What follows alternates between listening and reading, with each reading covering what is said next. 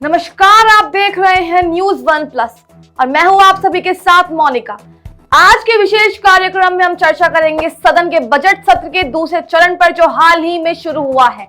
इस सत्र में कौन कौन से महत्वपूर्ण मुद्दे उठाए जा रहे हैं, सरकार और विपक्ष क्या रणनीति है और देश की जनता पर इसका क्या प्रभाव पड़ेगा, इन सभी पहलुओं पर हम विस्तार से बात करेंगे।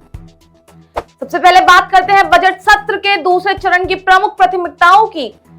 सरकार का ध्यान अनुदान मांगों के लिए सदन की मंजूरी प्राप्त करने, बजटीय प्रक्रिया को पूरा करने और साथ ही मणिपुर के लिए राष्ट्रपति शासन की घोषणा के लिए सदन की मंजूरी लेने हैं और साथ ही वक्फ संशोधन विधेयक को पारित करने के लिए भी केंद्रित है। वहीं विपक्ष ने भी इस पर अपनी रणनीति तैयार कर दी है। ये मतदाता सूची में कथित हेराफेरी, मणिपुर में हिलाए हिंसा और अन्य महत्वपूर्ण मुद्दों को उठाने की योजनाएं बना रहे हैं। गृह मंत्री अमित शाह मणिपुर में राष्ट्रपति शासन की घोषणा के लिए सदन की मंजूरी लेने के वास्तव का एक वैधानिक प्रस्ताव पेश करने जा सकते हैं। अब बात करते हैं वक्फ संशोधन विधेयक की, जो इस सत्र पे चर्चा का महत्वपूर्ण विषय है। सरकार का उद्देश्य वक्फ संपत्ति के प्रबंध से प्रादेशिक और उत्तरदायित्व सुनिश्चित करना है। हालांकि विपक्ष का आरोप है कि इस विधेयक से अल्पसंख्यक समुदाय के अधिकारों का हनन हो सकता है।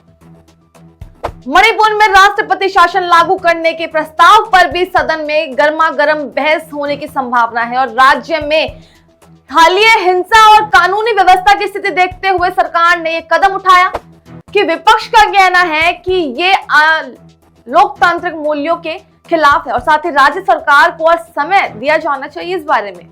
अब नजर डालते हैं संसद सत्र के दौरान हुई कुछ प्रमुख घटनाओं पर। हाल ही में अम्बेडकर के नाम पर सदन में तीखी बहस हुई है। गृह मंत्री अमित शाह के एक बयान पर विपक्ष कड़ा विरोध जताया है और उनके इस्तीफे की बात के लिए मुद्दा भी उठाया है। इस मुद्दे पर सदन से बाहर विपक्ष भी प्रदर्शन कर रहे थे। इसके अलावा लेकिन सदन में के बजट सत्र का पहला चरण 13 फरवरी को संपन्न हुआ था और साथ ही दूसरा चरण 10 मार्च को शुरू हुआ।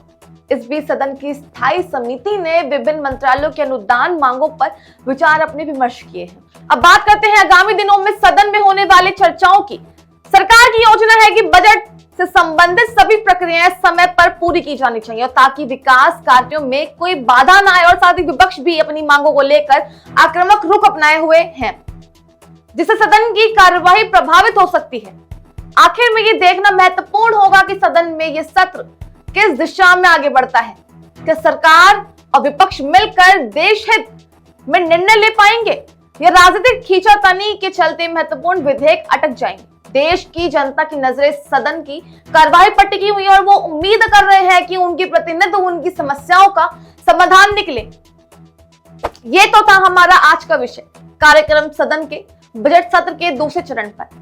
हम आशा करते हैं कि आपको ये जानकारी पूर्ण लगा होगा और साथ ही सदन की कार्रवाई से जुड़े हर अपडेट के लिए बने रहिए हमारे साथ।